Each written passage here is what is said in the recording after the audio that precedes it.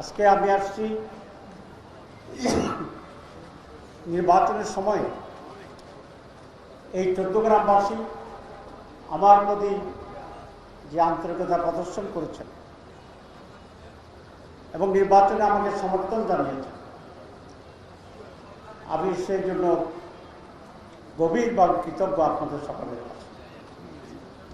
আমি দুঃখ প্রকাশ করছি, নির্বাচনের দিন থেকে শুরু করেই আমার আপনাদের পাশাপাশি যাওয়া দরকার ছিল সব জায়গায়, তাৎক্ষণিকভাবে আমি সেটা দিতে পারি। সেটা শারীরিক অসুস্থতা ছিল, আমি সিঙ্গাপুর গিয়েছিলাম চিকিৎসা নেওয়ার জন্য। তারপরে বাংলাদেশের ডাক্তারদের পরামর্শ মিলিয়ে তাদের পরামর্শ ছিল আমাকে রেস্ট নেওয়া দরকার, কারণ নির্বাচনের আগের 3 মাস অনেকটাই বিরামহীন বিশ্রামহীনভাবে আমি নির্বাচন আন্দোলন, জোট গঠন, সিট বন্টন এই সব কিছুর সাথে ব্যাপকভাবে জড়িত ছিলাম। কখনো কখনো আমার বাসায় রাত 3টায়ও বিভিন্ন দলের নেতারা ছিল, উপস্থিত ছিল, এনসিপি, চরমনাই, এরপরে ইসলামী ছাত্র আন্দোলন, এই এবং 11 দল মিলে আমরা যোগ করেছি, কিন্তু আমরা কন্ট্যাক্টে ছিলাম প্রায় 40টার মতো সংগঠনের সাথে। সে সময় অনেকেই জোটে আসতে চেয়েছিল, নানা কারণে আলোচনা হয়েছিল। সে কারণেই ডাক্তাররা আমাকে বলেছেন যে আমার একটা রেস্ট দরকার। তার সাথে সাথে আমার পায়ে একটা ছোট অপারেশনও করতে হয়েছে। তো যেহেতু পায়ে অপারেশন, এখানে পা উপরে দাঁড়ানো বা বেশি করে সেখানে চাপ পড়াটা চিকিৎসা বিলম্বের কারণ হতে পারে। সেজন্য ওনারা বলেছেন না, আপনার এই সুন্দর মোব, আপনাকে বেড রেস্ট নেওয়া দরকার। তা আমি বেশ কিছুদিন বেড রেস্ট নিয়েছি, আলহামদুলিল্লাহ। এখন আমার পায়ের যে সমস্যা ছিল সেটাও কেটে গেছে।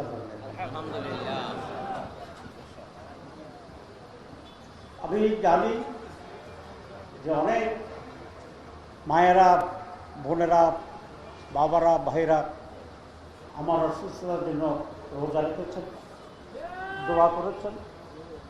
এবং এটা শুধু চট্টগ্রাম নয়, সারা বাংলাদেশ।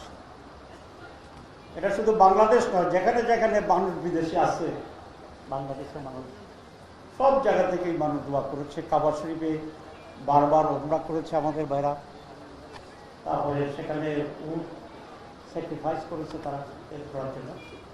তো আলহামদুলিল্লাহ আমি কিছুদিন বেড রেস্ট দিয়েছি, কিন্তু সারা পৃথিবীর বাংলাদেশি এবং অন্য যারা ইসলামী নেতা ছিলেন, নেতৃবৃন্দ ছিলেন, বিভিন্ন অ্যাম্বাসেডার, তারা আমাকে দেখতে আসছে, চিঠি দিয়েছে, স্বীকৃতি দেখিয়েছে।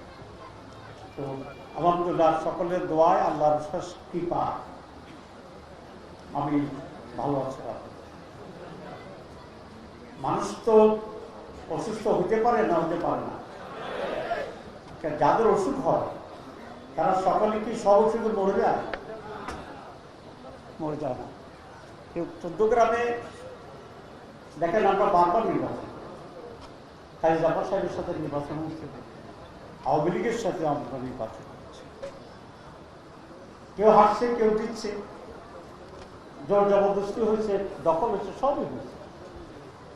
কিন্তু যখন কোনো একজনকে ডিক্লেয়ার করা হয়েছে যে কোনোভাবে, আমরা কি তার বিরুদ্ধে গালিগালাজ করছি? আপনারা শুনেছেন তখন? এবং সে মরে যাক খারাপ হইয়া, এটাকে আমরা বলছি? আর আমরা বললেও কি খারাপ হতো কিনা?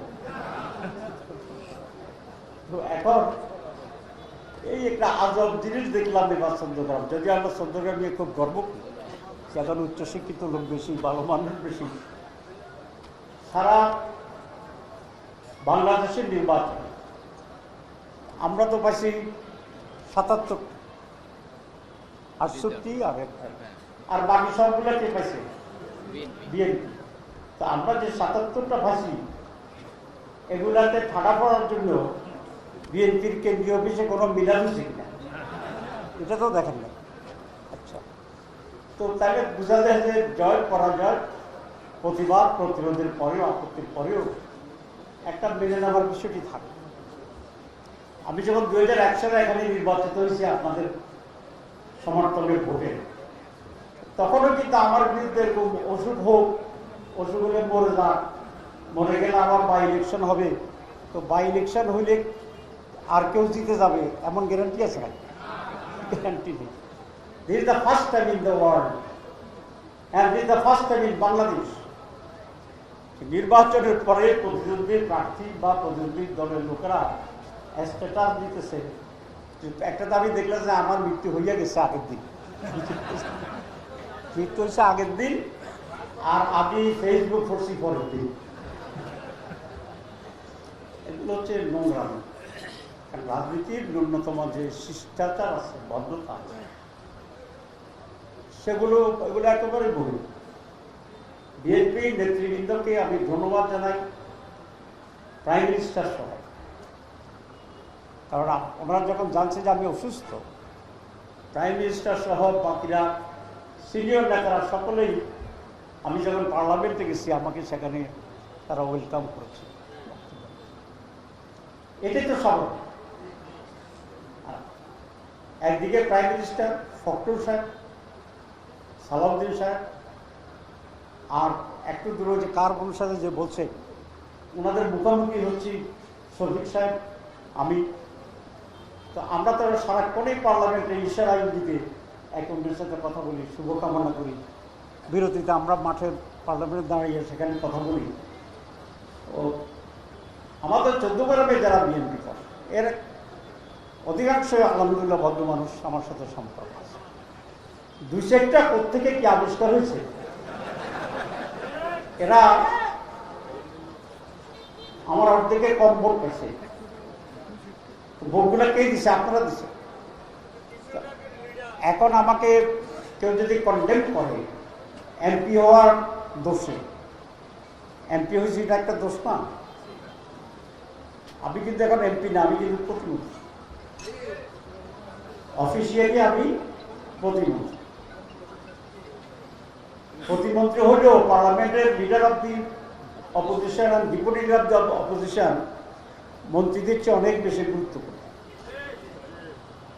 আপনারা পার্লামেন্ট 7 তারিখে খুলবে ইনশাল্লাহ, আল্লাহ যদি বাঁচায় যেতে পারি, তখন পার্লামেন্টে দেখবেন যে প্রত্যেক দিন আমি কমপক্ষে 2বার কথা বলব,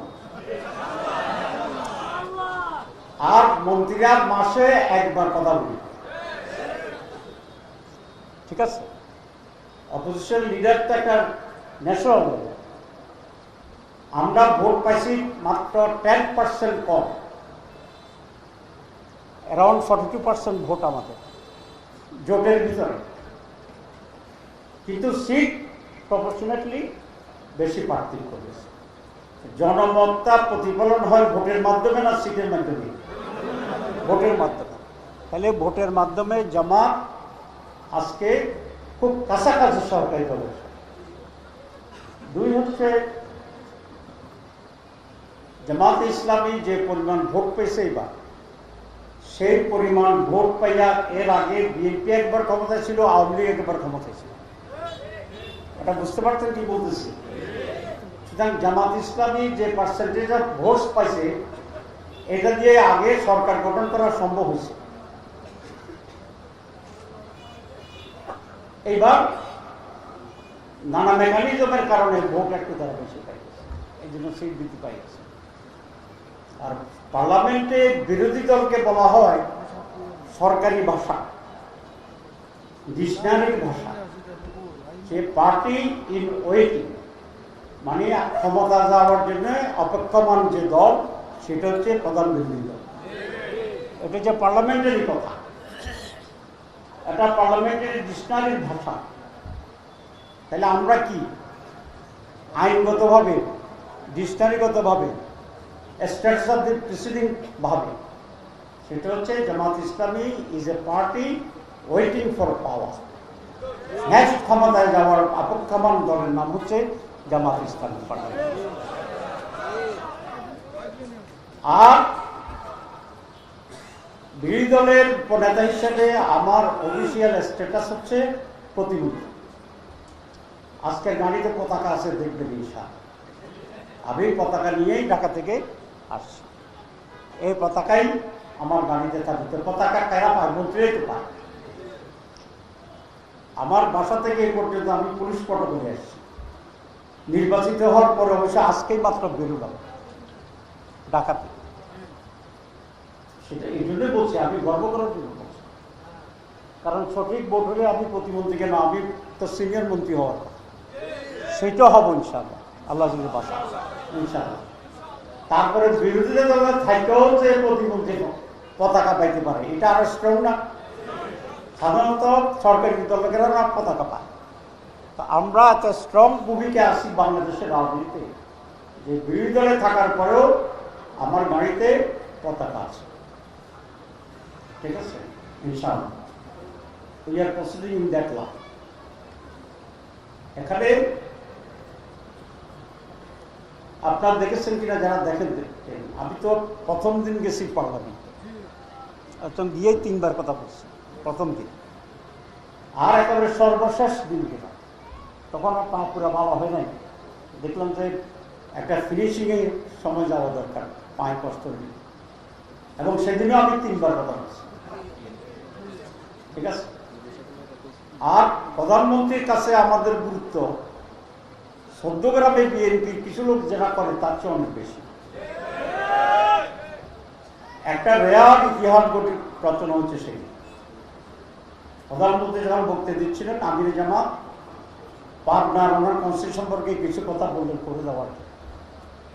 তো প্রধানমন্ত্রী বললেন যে আমার পাশে তো ওনাদের ফখরুল সাহেব, উনি আইনজীবী মন্ত্রী, সাধারণত এখান থেকেই রাস্তাঘাট বেশি। তো উনি ওনারটা বলতে গিয়ে বলছেন যে আমি আইনজীবী মন্ত্রীকে বলছি, উনি দেখবেন সাথে আমি আমার জায়গা থেকে বললাম এরকম আঙুল দিয়ে, উনি এটা খেয়াল করে বক্তৃতা থামাই দিচ্ছে। আপনারা কি বুঝেছেন? বক্তৃতা থামাই দিয়ে বলছে যে বিরোধীর উপনেতা কিছু বলতে চান কিনা বক্তৃতার মাঝখানে। আমার যদি গুরুত্ব এরকম না হইতো, তাদের যারা এখানে ডাইরেক্ট বিএনপি করে, তারা এরকম মাঝখানে কথা বলে প্রধানমন্ত্রী থামবে কি বলেন? ওনার সাথে দেখা হচ্ছে 15 দিন যদি দেখা করে আদৌ। তা আমি তো ওনার বক্তৃতার সময় আঙ্গুল ইশারা করছি, উনি থেমে গেছে বক্তৃতা, এবং বলছে বিরোধী উপনেতা কিছু বলতে চান মনে হয়। তা আমি বললাম যে আমার 14 গ্রামেও বেশি দিতে হবে। তারপরে তো উনি বললো যে ঠিক আছে, বিরোধীও নেতা এবং উপনেতার এলাকায় বেশি যাবে, কারণ ওনার তো লিডারের শব্দ করতেছে। আপনি খেয়াল করছেন? আমি 14 গ্রামের অগ্রাধিকার ভিত্তিতে ডেভেলপমেন্টের কি কি প্রয়োজন, এই সব কিছুর তালিকা করার জন্য সরকারি প্রশাসনকে বলেছি, আমার দলের নেতাদেরকে বলেছি, আজকে আপনাদেরকেও বলছি। আপনার গ্রামে কি দরকার, আপনার ইউনিয়নে কি দরকার, কোন মাদ্রাসার বিল্ডিং দরকার, কোন স্কুল আরো সহযোগী দরকার, এই তালিকা আপনারা করেন এবং আমাদের এখানে সংগঠনের কাছে জমা। আমি ভাবছি সব তালিকা নিয়ে আমি প্রধানমন্ত্রীর সাথে বলবো ইনশাআল্লাহ। ঠিক আছে। চট্টগ্রাম যদি বিএনপি 5 বছর টিকে যায়, টিকার সম্ভাবনা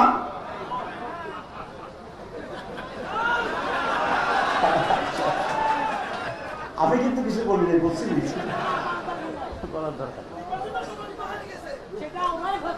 যদি 5 বছর টিকে যায়, দেশ ভালো চলুক, অন্যরা টিকুক, আমরা এটা চাই।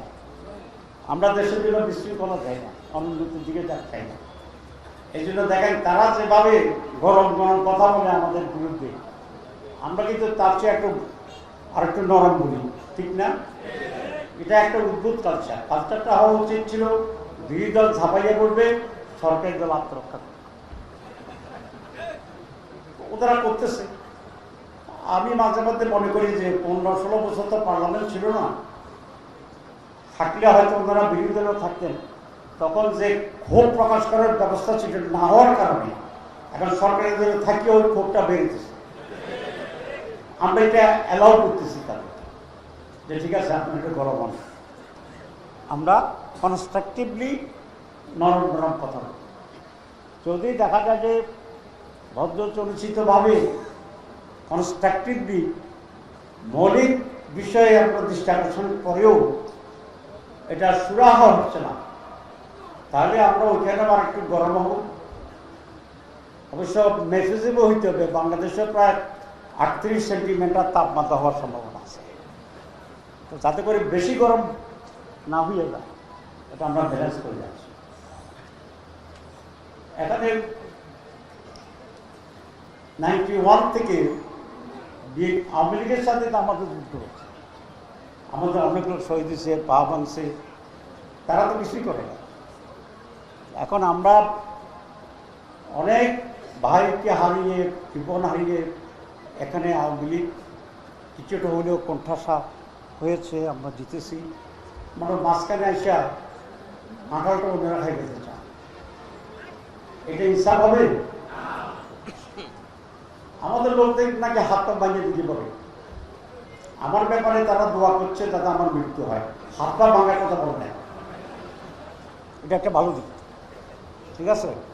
কারণ তাদের দোয়া কবুল হয়ে গেলে তাহলে তো হাত পা ভাঙা অবস্থায় আমার কবর দিবি হবে, এটা ঠিক হবে না? আমি পাগল বলতে চাইতেছি। যাক, এগুলো সমাজকে নষ্ট করা, উত্তেজনা তৈরি করা। এই যে মাসকরাতে কোথাকার কিশোর গ্যাং এসে অনেক কিশোর মানুষের ঘর ঘরে বেরিয়েছে। আমি কিশোর গ্যাংকে বলতে চাই, কিশোর গ্যাং কি এটা আসলে আমি বুঝিও না, আমি শুনি দুঃখ।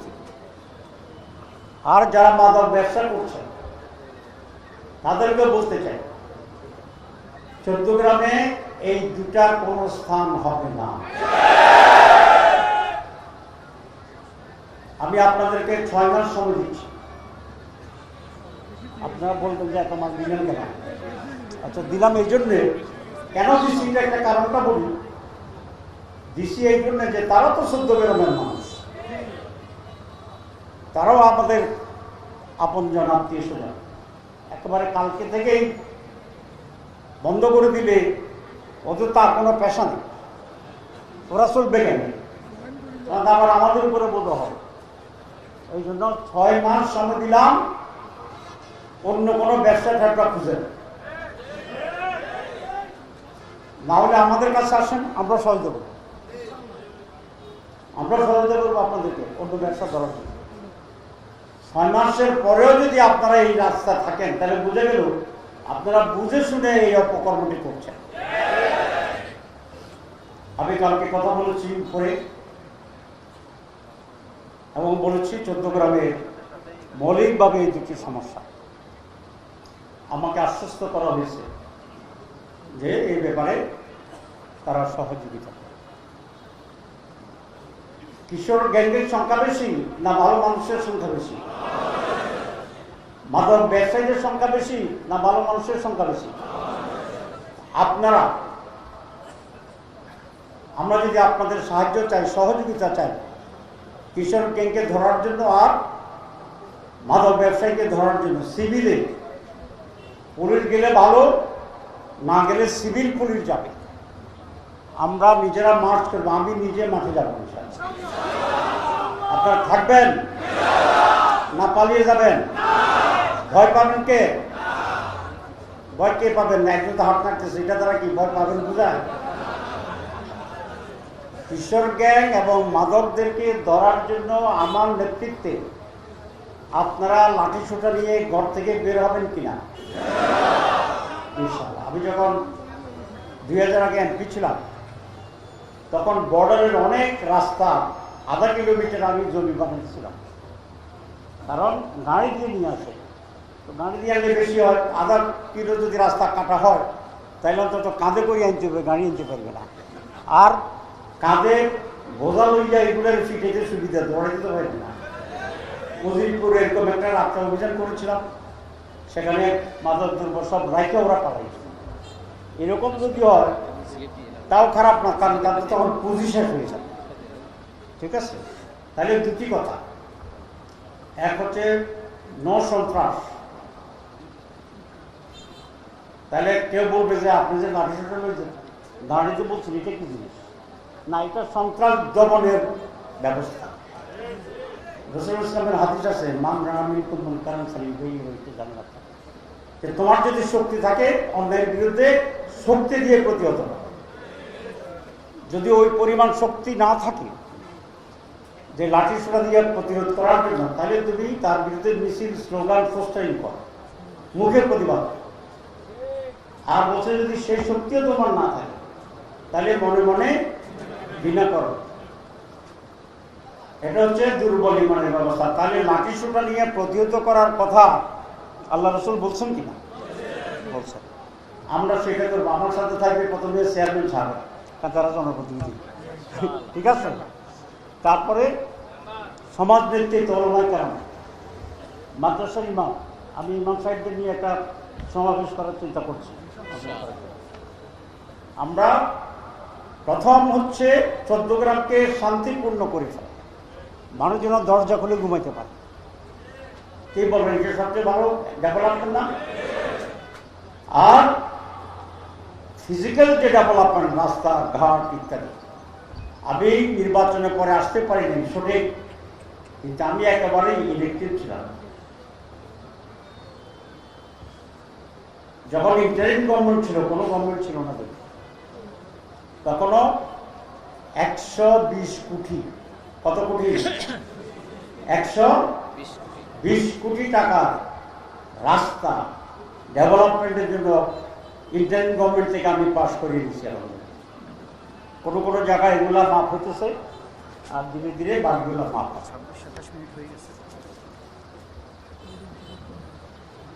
আর এই সরকারের সময় প্রায় 100 কোটি টাকা বিভিন্ন পদে অলরেডি অ্যাপ্রুভ করা হচ্ছে, ডেভেলপমেন্টের কাজ। তাহলে 14 গ্রামে 80 না, এটা ত্রুটি, কিন্তু ডেভেলপমেন্টে তো অন্য যে কোনো সময় চেয়ে বেশি অ্যাপ্রুভাল দিচ্ছে।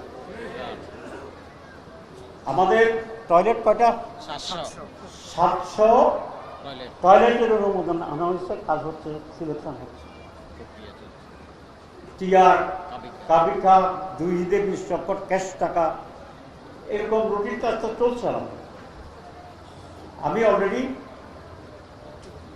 এলজিডি সচিবের সাথেও কথা বলার চেষ্টা করছি। উনি আগের এই ছিলেন সড়ক এলজিডি প্রধান চিফ ইঞ্জিনিয়ার, ওনাকে ফখরুল সাহেব আবার সচিব হিসেবে নিয়েছে আমাদের আগেকার।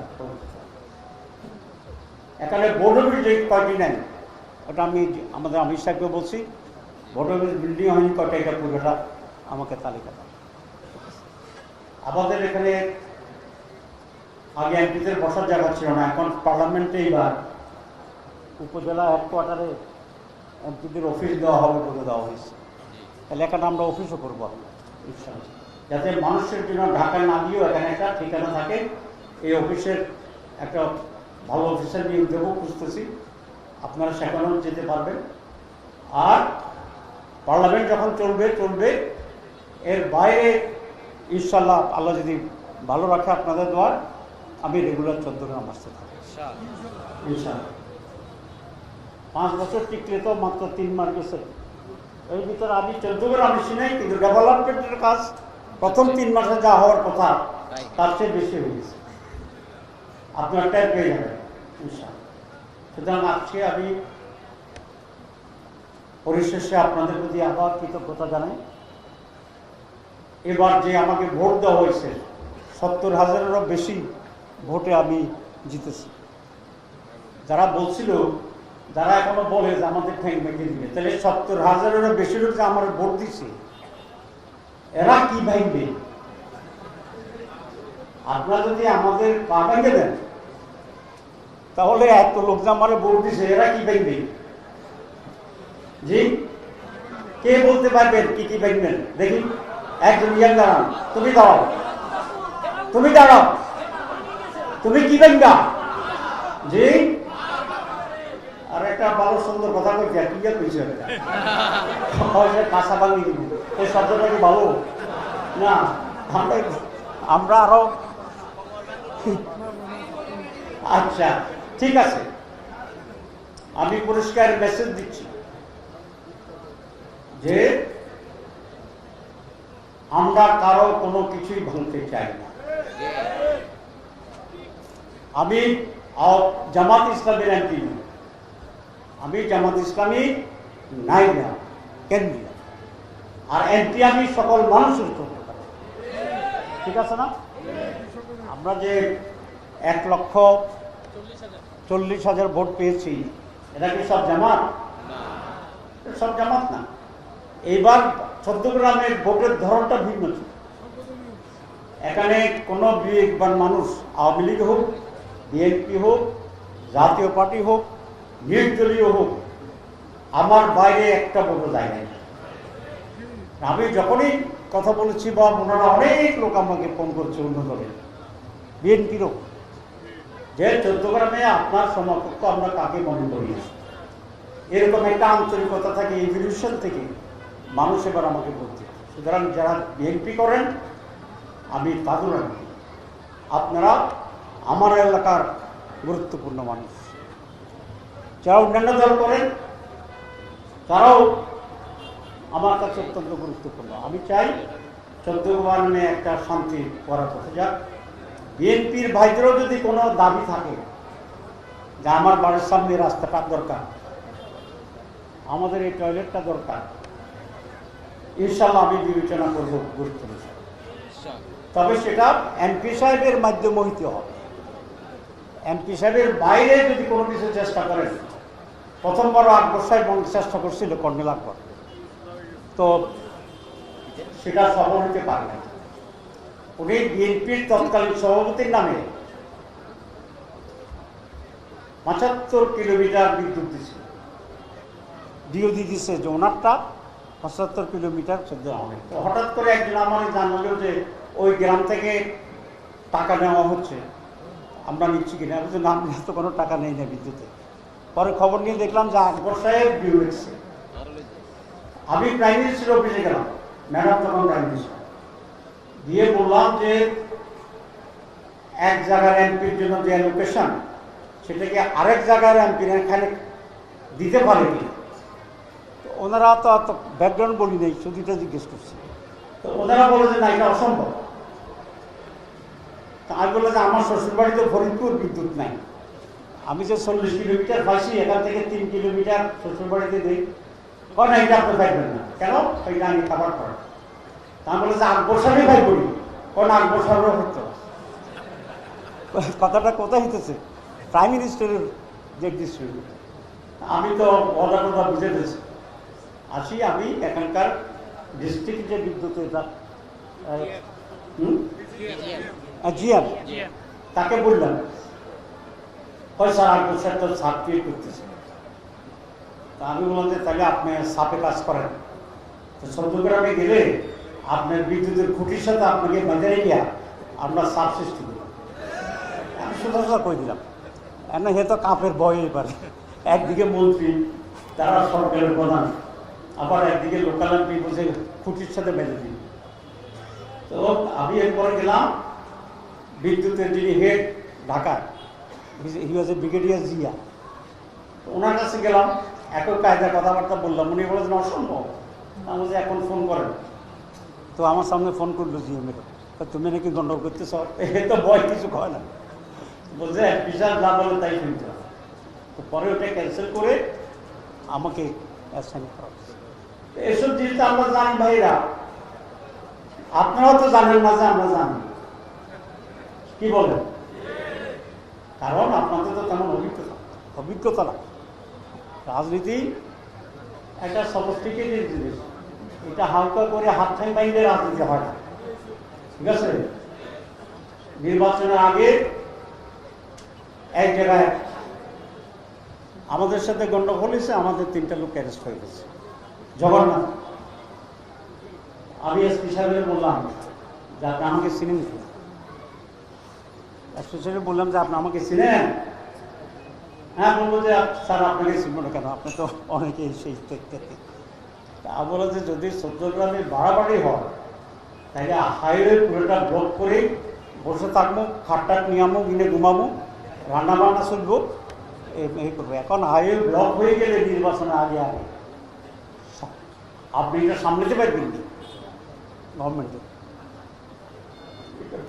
দেখলাম আর আর যেন বাড়াবাড়ি না হয়নি এরপর আলহামদুলিল্লাহ।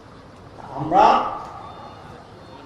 তো শুধু নির্বাচিত সিএলপি তা না, মানুষ তো জানে আমাদের ভূমিকা তো আছে। এই জন্য বলছি আওয়ামী লীগ, বিএনপি, জামাত, জাতীয় পার্টি, আর যারা নাই আর যারা যেভাবে আছে, আমরা সকলে মিলে 14 গ্রামে একটি শান্তিপূর্ণ উন্নয়নের কাজ করব। সহযোগিতা করেন, সহযোগিতা করলে এমপি সাহেবের পাশে দাঁড়াইয়া ডেভেলপমেন্টের কাজ উদ্বোধনের সুযোগ পাইতে পারে, ঠিক আছে? আর ভিন্ন কিছু হইলে কি হবে আল্লাহ ভালো জানে। আচ্ছা, আল্লাহ যে ভালো জানে আমাদের চেয়ে, এটা কি আমি ভুল করছি? সহজ, ঠিক আছে? ওই জন্য চৌধুরী শান্ত থাকুক। আপনারা যারা বিএনপির বড় নেতা, আপনাদেরকে আমি সম্মান করি, তবে আপনাদের চেয়ে আপনাদের প্রধানমন্ত্রী আমারে অনেক বেশি ছিল, অনেক আগ থেকে, ঠিক আছে? তো আমি চাই সকলে মিলে, সব দল মিলে, সব জনতা মিলে আমরা একসাথে 14 গ্রামকে নৈরাজ্য মুক্ত করব এবং উন্নয়নের কাজ করবো ইনশাআল্লাহ। ঠিক আছে, সবাইকে ধন্যবাদ। আসসালামু আলাইকুম।